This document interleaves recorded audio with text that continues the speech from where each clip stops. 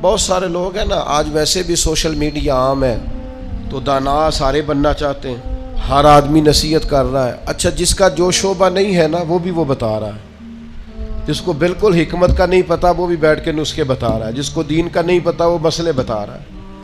हर आदमी बेहतरीन दाना है। सुबह आप उठ के अपना व्हाट्सएप ऑन करें, वो दर्जनों लोगों ने नसीहतें की होती हैं, दाना बन गए ना लोग। आप किसी के पास बैठे, ओहो इतनी सोहनी बातें, इतनी खूबसूरत बातें, इतनी भली बातें, इतनी जनाब साफ सुथरी, लेकिन बड़े भोले भाले, बड़े अल्लाह वाले, रियाज आपको बस हम ही जानते हैं। इतना जनाब आपका उसलूब आला है और कैफियत ये है कि वो बड़ी अनोखी और निराली है।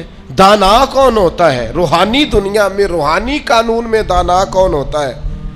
तो इमाम बहकी ये हदीस लाए हैं और हज़रत अबू ज़र ग़िफ़ारी रज़ी अल्लाह ताला अन्हु हदीस के रावी हैं। देखो दाना कौन होता है। अल्लाह के प्यारे रसूल सल्लल्लाहु ताला अलैहि वसल्लम ने फरमाया, जो बंदा भी दुनिया से बेरग़बती इख्तियार कर लेता है ना, अल्लाह ताला उसके दिल में हिकमत के चश्मे जारी फरमा देता है।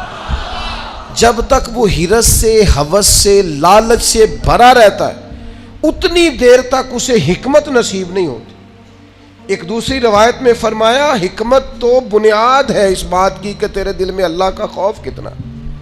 अल्लाह का खौफ असल में हिकमत को जन्म देता है, पैदा करता है। तो अगर आपकी दुनिया से बेरग़बती हो गई, हिरस, हवस, लालच, जाती शोहरत, जाती मुफादात, इन बीमारियों से बच गए तो खुद ब खुद अल्लाह ताला ज़ुबान पर हिकमत जारी फरमा दे, दिल में हिकमत जारी कर देगा, ज़ुबान को हक कहने की अल्लाह तौफीक दे।